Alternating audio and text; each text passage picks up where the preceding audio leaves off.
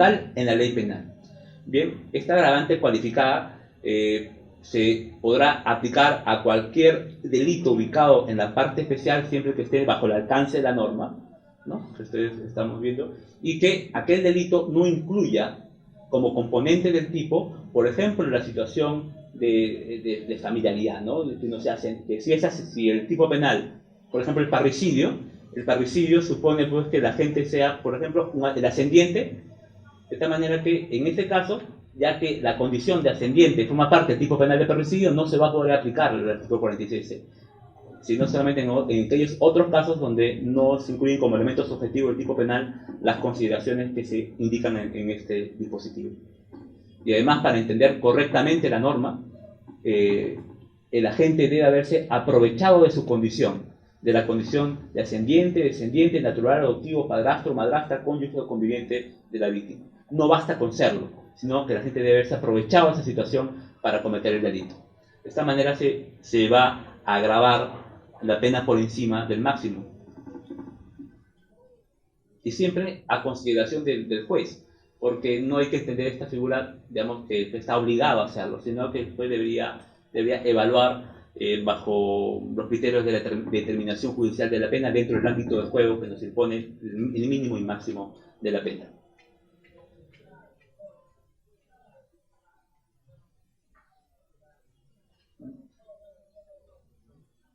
Antes, cuando les comentaba sobre la dimensión empírica del disgusto en este tipo de comportamientos, y al establecerse en contra de los responsables medidas de protección, y también en algunos casos, si es que esto va a la vía penal, imponerle una pena por encima del máximo, de buena cuenta se está dando una respuesta distinta a sujetos que yo considero peligrosos. A sujetos peligrosos. Y esta afirmación, para algunos una afirmación también peligrosa, ¿no? Por la base misma del derecho penal, porque en los últimos años el derecho penal ha sido concebido, nosotros nos hemos formado con esa idea, como que la pena responde a la culpabilidad de la gente y la medida de seguridad responde a la peligrosidad de la gente. Pena, culpabilidad, medida de seguridad, peligrosidad. De ahí doctrina dominante que no se puede imponer una pena a sujetos peligrosos. Sin embargo, una corriente en los últimos años en Europa, cada vez con la mayor fuerza y a nivel normativo, la posibilidad de que se pueda imponer medidas para sujetos imputables peligrosos. Por ejemplo, por fuera del tema, ¿no? En Alemania en su momento se pudo aplicar de llamadas custodias de seguridad, es decir, a las personas que habían cometido delitos de violación sexual, por ejemplo, en contra de menores, luego el cumplimiento de la pena, podían sufrir el internamiento hasta por 10 años, luego el cumplimiento de la pena. Y este periodo de 10 años era considerado como una suerte de custodia de seguridad, que no es otra cosa que una medida penal para sujetos imputables peligrosos. Esta consecuencia jurídica fue propuesta en el anteproyecto de Código Penal del año 2014 en nuestro país. Y yo creo que las medidas para sujetos peligrosos hoy en día cobran mayor fuerza. Y si me permiten, lo que se encuentra en la ley como la medida de protección, que ya en su momento estaba, no es algo novedoso, son medidas de seguridad para sujetos peligrosos. Porque lo que se busca es que estos sujetos, quienes han cometido un hecho con características concretas, vuelvan a cometer un delito en contra de la víctima o en contra de cualquier otra. Son medidas de seguridad.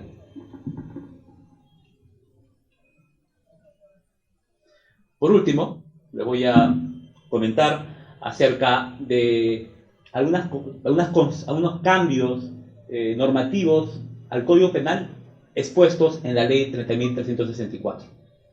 Algunos de estos cambios. Se modifica el artículo 45 del Código Penal, en él se establecen criterios de determinación judicial de la pena, ¿no? Para determinar judicialmente la pena, la autoridad debe tener en cuenta, entre otros aspectos, cultura, costumbres, en fin, los intereses de la víctima, de su familia o de las personas que de ella dependan. Y esto agrega el legislador con la ley en materia de comentario, así como la afectación de sus derechos y considerando especialmente la situación de vulnerabilidad. Una situación de vulnerabilidad se entiende social, ¿no? De vulnerabilidad social.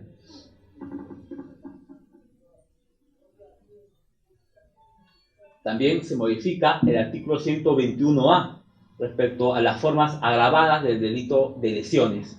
En el artículo 121 se da una lista de situaciones que configuran lesiones graves para el derecho penal, ¿no? El artículo 121 del Código Penal. Y en este artículo se indica que si es que, por ejemplo, la conducta lesiva pone en peligro inminente la vida de la persona, será considerado una lesión grave. Ya no hay un factor temporal, ya no es necesario que hablemos de 10 días de descanso médico, 25 o 30 días. No, si es que la conducta criminal ha puesto en peligro la vida de la persona, se trata la lesión de una lesión grave. Y se puede poner en peligro ya sea por los medios utilizados, ¿no? También será una lesión grave cuando se mutile un miembro, por ejemplo, o si haga disfuncional el mismo, o también cuando se mutile un órgano, o se haga disfuncional este. En un tercer inciso, el 121 del Código Penal, nos dice que será una lesión grave cuando el descanso médico debe ser mayor a 30 días. ¿No? Son, de manera disyuntiva, los supuestos donde puede haber lesión grave, ¿no? Entonces, son situaciones que merecen ser analizadas porque en el 121A, ¿qué nos dice? Que en los casos previstos en el 121, es lo que acabo de mencionar, cuando la víctima sea menor de edad, antes se decía menor de 14 años, hoy cuando sea menor de edad, menor de 18 años, mayor de 65 años, o sufre discapacidad física o mental, y el agente se aprovecha de dicha condición, se aplica la pena privativa de libertad de entre 6 a 12 años. El agente, se dan unos cambios interesantes, ¿no? Digamos, ya no se exige que la víctima tenga una edad menor de 14 años, sino una edad menor a 18 años. Y además, de los otros supuestos, el agente debe haberse aprovechado de estas condiciones que tiene la víctima al momento de cometer el delito.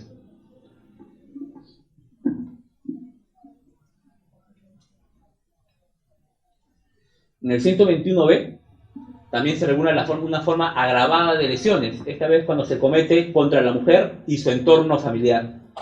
Se indica que la pena, si es que la conducta cometida está relacionada con el artículo 121, lo que le mencioné al inicio, es decir, cuando una lesión pone en peligro la vida de la víctima, o cuando una lesión mutila un miembro del cuerpo o un órgano, o cuando el descanso médico supera los 30 días, ¿no? Y si la víctima estará bajo el alcance de esta norma cuando la víctima sea mujer y es lesionada por su condición de tal, en cualquiera de los contextos previstos en el primer párrafo del artículo 108b. Sé que es pesado cuando uno lee un artículo cuando tiene muchas revisiones extranormativas, ¿no? Pero en realidad lo que quiere decir el legislador en este punto es que se sanciona de manera más grave cuando la víctima es mujer y es lesionada por su condición de tal, que debe ser interpretada, como dice en su momento, como un componente objetivo y no subjetivo, y que además debe estar bajo el contexto del tipo de feminicidio, del primer párrafo del tipo de feminicidio, ¿no? Que ustedes pueden revisar, y por mencionar alguno de ellos, digamos, cuando se produce en el ámbito de la coacción, hostigamiento o acoso sexual, abuso de poder, confianza, cualquier otra posición o relación que le confiere autoridad a la gente. Son supuestos del feminicidio que estarían también incorporados dentro del mensaje normativo del artículo 121b. 121b.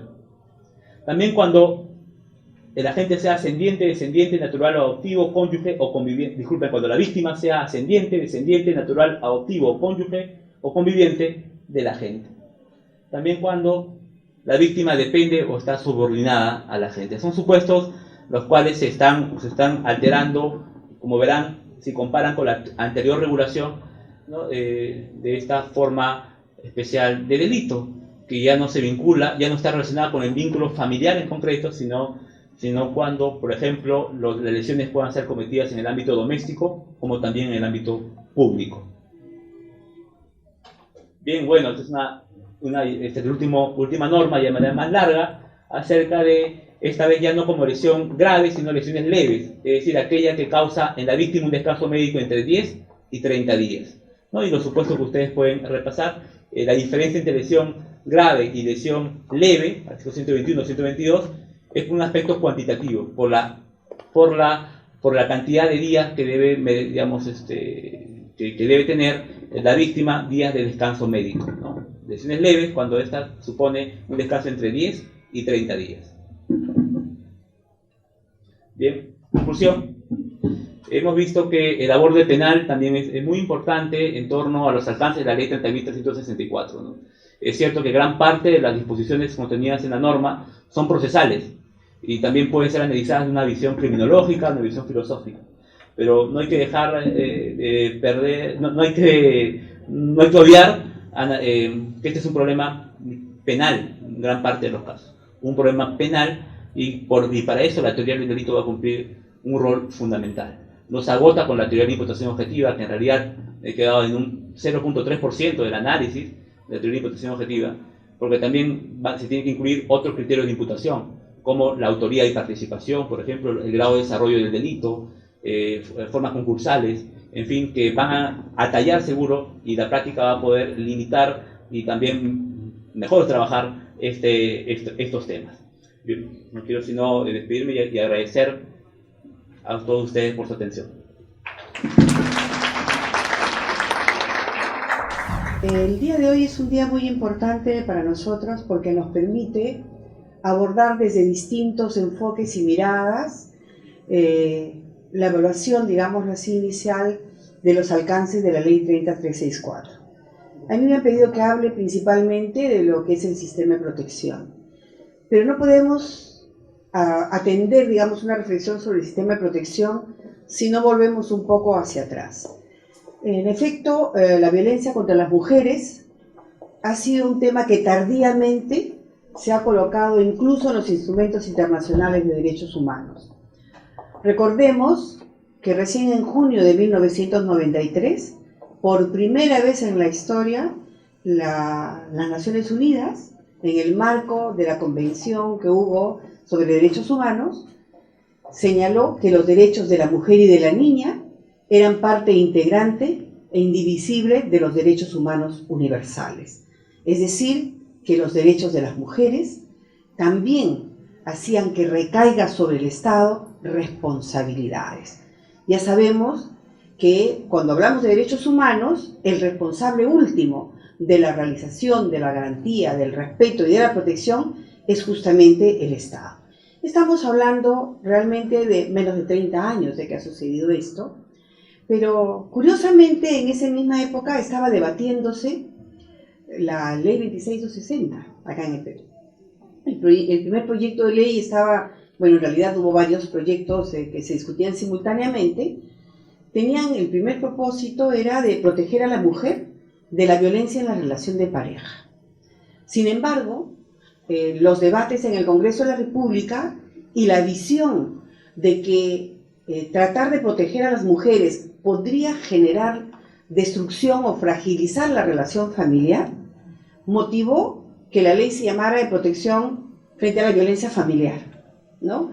Y allí se perdió, digamos, una oportunidad histórica de hacer visible lo que ahora la ley hace visible, que hay determinadas circunstancias derivadas del hecho de ser mujer que colocan a las mujeres en una situación de riesgo específico de vivir violencia. Entonces, la ley anterior no solamente tenía este enfoque que se inicia, digamos, como de protección a la familia en su conjunto, sino que además, en su primera versión, porque tuvo muchísimas modificaciones luego, lo que decía era que se podía denunciar, pero todo el mundo podía conciliar. Conciliaba la DEMUNA, conciliaba el Centro de Conciliación, EFICAL, todo el mundo conciliaba. Entonces, ¿cuál era el mensaje que se le daba a la mujer? Era: tú puedes denunciar, pero al final lo tienes que perdonar, ¿no? Porque la conciliación usualmente consistía en perdón y olvido. Entonces, pero no fue el único país que tuvo una norma de esa naturaleza. Muchos países de la región también asumieron una tendencia similar, ¿no? Y colocaron la conciliación, no solamente en el Perú, sino a nivel de otras regiones.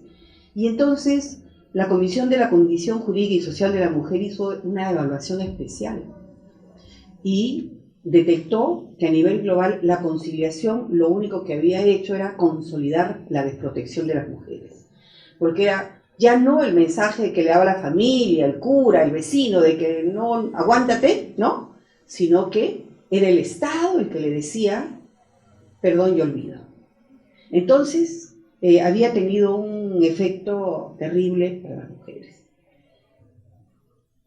Ha sido muy difícil que en nuestro país realmente se asuma que este no es un tema conciliable. Y yo quiero dedicar unos minutos a esto. ¿Por qué? Porque para yo sentirme protegida, tengo que sentir que mi versión de los hechos y lo que me ha pasado es realmente importante para el Estado y que frente a eso el Estado me va a proteger para que no vuelva a pasar. Pero si la respuesta es perdona, ¿qué protección tengo yo? Porque para perdonarlo lo puedo perdonar en mi casa, ¿no? Sin tener que hacer tanto rollo. Podría ser. Entonces, el ir erradicando progresivamente esta visión que apuntabas principalmente a buscar la conciliación como un mecanismo para enfrentar la violencia contra las mujeres en el espacio familiar, ha sido, creo, parte de un proceso doloroso de avance a lo largo de estos últimos 20 años. Ahora, yo les estoy señalando el caso de las mujeres. Ni siquiera el Perú tenía, en la época que se firma este compromiso, digamos, de las Naciones Unidas, no había ratificado la Convención Interamericana para prevenir, sancionar y erradicar la violencia contra las mujeres, que se ratificó el año 96. Entonces, la región de las Américas fue la primera región del mundo en tener un instrumento internacional que exclusivamente señalaba que había violencia contra las mujeres y que esa violencia se sustentaba en su género, es decir, en el hecho de ser mujeres y en el modo como se concebía culturalmente en la sociedad el ser mujer. O sea, como alguien subordinado, discriminado. Pero además señalaba una cosa muy importante y decía, la violencia contra la mujer es un instrumento que se utiliza también para garantizar que la violencia continúe y que el poder, digamos, asignado a determinados segmentos de la sociedad continúe así. La violencia contra las mujeres en nuestro marco normativo ha sido tratada de diferentes maneras. El año 93 para mí es un año muy importante. Primero, se señala que los derechos de la mujer y la niña son derechos humanos. En julio se modificó el Código de Procedimientos Civiles y retiró la causal de divorcio de sevicia. Porque la sevicia, ¿qué era? Obligaba a las mujeres a demostrar que habían sido víctimas de violencia sin justificación, por eso eran violencias crueles, que tenían un nivel de gravedad importante, pero además de eso habían sido reiteradas. Ese era el concepto de sevicia. En la práctica, muy difícil de cubrir. Tendría que haberle pasado uno varias veces casi matado para recién poder recurrir a esto. Y eso tenía que ver con la protección no a los derechos de las personas que integraban la familia, como un mecanismo para fortalecerla, sino con la preservación de una estructura familiar en la que hay una jerarquía claramente establecida y que forma parte de nuestra herencia cultural y jurídica, ¿no? Nuestro primer Código Civil peruano que decía, ¿no? Por el matrimonio, ¿no? ¿Qué hace el hombre? El hombre dirige, ¿no? Administra, pone su apellido, hace todo. ¿Y la mujer qué hace? Le debe, por el hecho del matrimonio, se endeuda, ¿no? Y le hipoteca su vida y su sexualidad. Y dice, le debe fidelidad y le debe obediencia. O sea, tú obedece, calla. Y se le da el poder correctivo, el famoso derecho a corrección, al jefe del hogar. Y por supuesto, luego de que el jefe desapareció en el 84, también cae el jefe, siempre hay un capitán en el barco, ¿no? Que sí ejerce poder, ejerce poder. Entonces, es una estructura de poderes que se afianza, digamos, utilizando la violencia como un mecanismo. Entonces, este sistema, digamos, es muy difícil de desmontar y afecta a los que no tienen poder social ni poder dentro de la familia. Entonces, las personas adultas mayores pierden poder. Cuando pasan a ser pensionistas y su sueldo baja súbitamente a nada o a muy poquito, ¿no? Dejan de tener poder para decidir. Y entonces son otros los que deciden. Dicen, vende tu casa, vende tus joyas. Ahora, las mujeres viven mucho más que los hombres, por cosas que nunca podemos explicar, pero en realidad el promedio de vida es de diferencia es de 3 años, ¿no? Y se va agrandando. O sea, las mujeres cada vez vivimos más tiempo. Siempre ha habido una brecha. Antes era de 6 meses, 8 meses, ahora es casi de 3 años. Las mujeres estamos viviendo en promedio ahora 81 años, ¿no? Y usualmente, al no haber tenido muchas de ellas un ingreso que les permita asegurar una vejez con una pensión decente, creo que muy pocos tienen eso, ni hombres ni mujeres, pero bueno, pero el caso de las mujeres es mucho más difícil. Entonces, en realidad, las situaciones de violencia son terribles. Ya tenemos una idea de lo que le pasaba a las mujeres, ya nos han explicado con mucha claridad toda la violencia que enfrentan niños, niñas, adolescentes. Y esta ley visibiliza la violencia que de modo especial afecta a las mujeres, tanto en el ámbito público como en el ámbito privado, lo sigue llamando así, aunque luego efectivamente señala la ley que la atención y la protección frente a la violencia es un asunto prioritario y de interés público. Eso dice la ley. Se visibiliza, digamos, esta problemática. Y lo otro es que también se visibiliza que esta sociedad tiene distintas formas de familia. Y eso se ha ido incorporando poco a poco. A mí me parece interesante que nadie se dedique a hacer un análisis de esa parte de nuestras normas, porque antes era cónyuges es cónyuges, convivientes es convivientes, punto. ¿No es cierto? Luego, el 2008 se incluye a los parientes, la violencia que se ejerce entre uno de los convivientes y los parientes del otro. ¿Por qué? Porque el parentesco por afinidad, recordemos, de acuerdo al Código Civil, se instituye principalmente por matrimonio. Entonces, los que tienen convivientes no tienen cuñado, suegra, no tienen esas cosas, ¿no? ¿Quién como ellos? No tienen. Entonces, no se establece esa relación, digamos, de parentesco por afinidad. Y, por lo tanto, cuando había líos, digamos, con la cuñada, bueno, entre comillas, porque vivían dentro de la misma casa, digamos, con la familia de la madre, y no había matrimonio, entonces no era propiamente su cuñada, eso no entraba en el ámbito de protección de la ley. Esas relaciones no estaban. O sea, se establecían más como relaciones sociales. Ya el Tribunal Constitucional el año 2013 ha señalado a propósito de un caso que es discriminatorio el que no se considere que relaciones similares a las de matrimonio puedan generar relaciones similares de parentesco por afinidad. Entonces, esta ley dice con mucha claridad, padrastros, madrastras, hijastros, ya lo metió. Por eso es que no habla de familia, habla de grupo familiar, porque abre la cancha. Pero además, no menciona la unidad doméstica, aunque sí debiera, porque en verdad, lo que se coloca en otro supuesto de la protección es a quienes vivan dentro de la misma casa, sin importar qué relación tengan, pero viven juntos como si fueran de la misma familia, ¿no?